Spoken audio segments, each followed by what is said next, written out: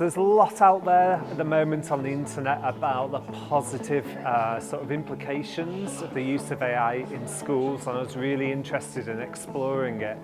My knowledge of AI was quite limited before the workshop. I'd heard of ChatGPT and things, but not really used it much myself. Those opportunities for reducing teacher workload to allow them to focus on what's really important, which is time with the children, I think is really exciting, and I can't wait to get it back to school.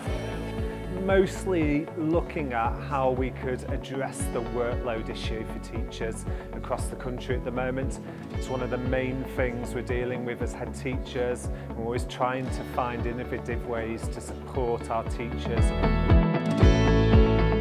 Today's workshop was really exciting for us because we got to learn so many new things and how we can improve for the future for our staff and for our children.